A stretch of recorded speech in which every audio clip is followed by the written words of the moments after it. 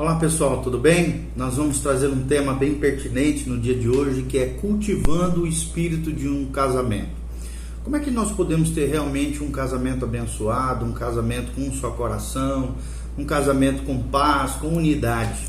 E a resposta é o tema do nosso estudo hoje, cultivando o espírito de um casamento. E é possível cultivar esse espírito. Nós estamos baseados aqui na palavra de Deus em Filipenses 2, de 1 a 4.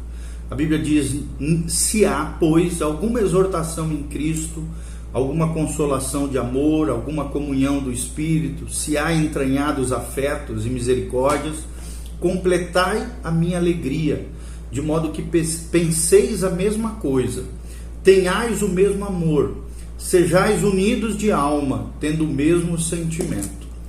Então, aqui está falando dessa unidade entre duas pessoas. Principalmente no casamento, nós experimentamos essa dimensão. Olha o que ele diz no versículo 3: nada façais por partidarismo ou vanglória, aqui arrogância, soberba, mas por humildade, considerando cada um os outros superiores a si mesmo.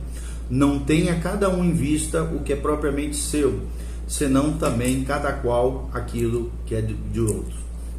Então Paulo está falando o segredo da alegria, o segredo da felicidade no lar, de cultivar um espírito de casamento, é que tenhais um só pensamento, que tenhais um só amor, que sejamos unidos no coração, na nossa alma, tenhamos esse mesmo espírito, um espírito de casamento, um espírito de relacionamento afetivo, amoroso, conjugal, familiar, tendo um só sentimento. Ou seja, um só coração, um só propósito, uma só missão. Então nós vamos falar um pouquinho sobre esse assunto tão especial. Como é que eu e você podemos cultivar o espírito de um casamento? Você precisa aprender, querido, que Deus pode realizar seus altos propósitos através do casamento, quando tanto o marido quanto a esposa resolvem tornar-se tudo aquilo que Deus quer que eles sejam como indivíduos. Ou seja, quando cada cônjuge decide ser conforme a imagem de Jesus Cristo, a sua intimidade como casal, a unidade do casamento é gerado no Espírito. E isso pode se tornar uma realidade dentro da família. Qual é o objetivo do marido? Qual seria a oração do marido diante de Deus? Seria a seguinte: Senhor, o que é que exiges de mim? Como homem e marido, independente da atitude da minha esposa para contigo ou para comigo. Senhor, o que o Senhor exige de mim? Essa deve ser a oração do marido que realmente quer ganhar o coração da sua esposa e promover a unidade dentro do seio do lar. E qual é o objetivo da esposa? A oração que a esposa deveria fazer diante de Deus. Senhor, o que é que o Senhor exige de mim? Como mulher, como esposa, independente da atitude do meu marido para contigo, ou seja, contra Deus, com Deus, com relação a Deus, ou para comigo. O que é, Senhor, que o Senhor exige de mim? Nós vamos falar em outros vídeos um pouquinho mais sobre essas questões. Efésios 5, 21, a palavra de Deus nos diz: sujeitai-vos uns aos outros no temor de Deus. Ou seja, precisamos aprender a nos relacionar. Como Paulo fala aqui, considerar o outro superior a nós mesmos. O problema da maioria das confusões no seio do lar e da família é que cada um quer dar uma de bonzão. Cada um quer ser melhor do que o outro. E o segredo na Bíblia é isso aqui: sujeitar-vos uns aos outros no temor do Senhor.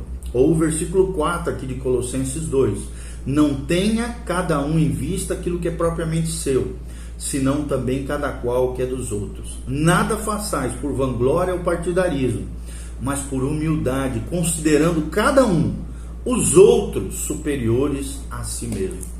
Então, Satanás vai querer promover o eu, o ego, inflamar o teu ego, de tal maneira que te jogue contra o outro, e que você se sinta o dono da verdade, o bonzão, a boa azul, a mulher maravilha. Não é isso. A Bíblia diz que nós temos que aprender a lidar com o outro e considerar o outro, valorizar o outro e promover sempre a unidade do casal. Então essa atitude, por parte de ambos os cônjuges, é o modo de Deus reunir duas vidas em uma unidade de espírito, uma unidade de alma e uma unidade de corpo, tá? Então é muito importante esses assuntos. Romanos 12 também, 11, a Bíblia diz que nós não podemos ser vagarosos no cuidado, ou seja, temos que cuidar com zelo, com amor, com apreço a outra pessoa que está do nosso lado, nosso cônjuge, nosso familiar, para promover essa unidade do casal. A unidade de um casamento é, na maioria dos casos, muito difíceis. Por quê? Porque duas pessoas vivem juntos, mas cada uma delas, geralmente pela sua natureza pecaminosa, tem a tendência de tomar dois rumos independentes. Então, quando o marido tem esse objetivo independente e a mulher, a esposa, tem esse objetivo independente, essas tentativas de conseguir uma unidade são apenas temporárias. Mas se a sua união e comunicação são temporárias e a força de sua independência os atrai de volta a esse relacionamento acaba se tornando egocêntrico, ou seja, o ego, o eu inflamado, acaba se tornando o centro da relação, e não Deus, muito menos Jesus, muito menos a humildade, muito menos a unidade do lar e da família. Então é essencial, presta atenção, que o marido e a esposa se tornem cuidadosos quanto àquilo que fazem, quanto àquilo que dizem, seja consciente ou inconsciente, para não ferir o espírito um do outro. É muito triste quando se fere o espírito da outra pessoa, né? Se cai a credibilidade e acaba destruindo, ferindo o coração alheio. Você precisa entender, você que é casado, você que tem uma relação conjugal com alguém, tudo aquilo que você faz para destruir, para prejudicar o outro, aquilo vai respingar em você. É igual apertar uma bomba nuclear de autodestruição. Você acha que está se dando bem apertando aquela bomba, ferindo, ofendendo, machucando, promovendo toda sorte de injustiças ou ofensas contra os outros. Na verdade, são créditos de iniquidade contra você mesmo. Isso vai fazer explodir a relação, o casamento, a família, vai tirar a unidade do lar, vai tirar a paz do casamento e vai respingar esse malefício sobre você mesmo. Se você semeia ofensa, você vai colher ofensa.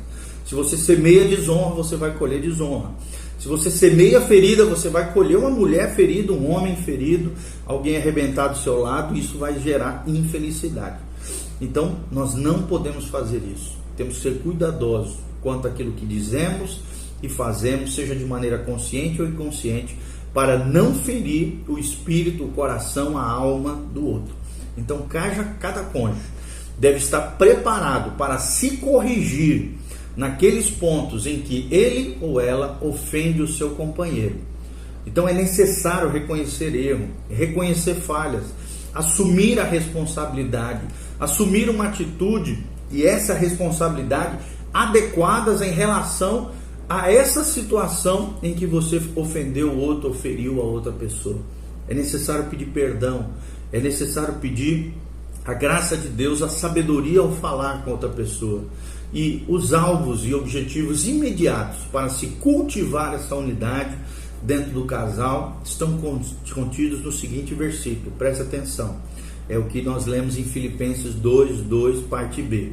Vivei em perfeita harmonia, vivei juntos em amor, como se tivesseis um só espírito e uma só mente. Ou seja, qual é a mente que tem que permear o casamento? A mente de Cristo. Não é a minha mente nem a mente dela, é a mente de Cristo.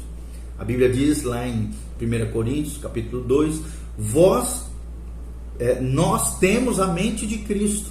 A mente de Cristo é a mente do Espírito. É quando o Espírito Santo governa dois corações que outrora eram independentes, mas que se fundiram num casamento, se fundiram numa unidade perfeita, que podem viver essa perfeita harmonia. Claro, são pecadores, uma hora ou outra pode haver falhas, dificuldades, lutas, problemas, mas juntos em amor, como se tivessem um só espírito, uma só mente, eles vão superar, vencer e triunfar diante das dificuldades. Peça a Deus essa graça sobre você e sobre o seu cônjuge.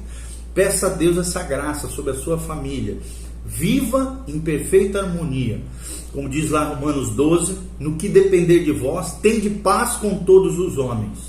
Ou seja, faça todo o possível para ter paz com o outro, para ter harmonia no seu lar, na sua casa, na sua família. E vivam juntos, em amor. como se tivesseis um só Espírito e uma só mente no Senhor. Amém? Respeite a individualidade do outro, respeite as diferenças do casal, mas que as nossas diferenças nos complementem, que as nossas diferenças nos enriqueçam, porque Deus tem a sua multiforme sabedoria, muitas formas de sabedoria, muitas maneiras de agir e operar através das pessoas. Lembre-se, o outro é uma extensão de mim mesmo, o outro faz parte da mesma extensão de quem eu sou, raça humana, ser humano. O outro também é um espelho de mim mesmo. Às vezes aquilo que eu vejo de ruim no outro é um espelho daquilo de ruim que eu tenho também, porque o outro é um pecador como eu sou pecador. Então precisamos ter graça, misericórdia, paciência, pedirmos a sabedoria do outro para como lidar como casal em perfeita harmonia, a vivermos juntos em amor, como se tivéssemos um só Espírito, um só coração, uma só mente no Senhor. Que Deus te capacite. Logo em seguida nós vamos falar outros vídeos sobre essas questões de família, o que Deus espera da esposa, o que o esposo espera o que a mulher espera do esposo. Nós vamos falar um pouquinho mais sobre isso. Que Deus te abençoe. Louvado seja o nome do Senhor. Lembre-se, é possível ter unidade no casamento. Se Jesus estiver reinando como centro do seu casamento, da sua família, vai haver unidade, paz e harmonia no seu lar, na sua casa. Não pode ser o eu, não pode ser o ego inflamado, não. O rei soberano do nosso lar, da nossa família, é o Senhor Jesus. Salmo 128 já diz: bem-aventurado o homem que teme ao Senhor e anda nos seus caminhos, comerá do fruto do seu trabalho, feliz serás e tudo te irá bem. Felicidade e prosperidade habitarão os lares daqueles que serão bem-aventurados, porque andam com o Senhor, porque andam na justiça do reino de Deus. Amém? Deus te abençoe, que a graça e a paz venham sobre a tua vida, o teu lar, a tua família, em nome de Jesus. Amém e amém.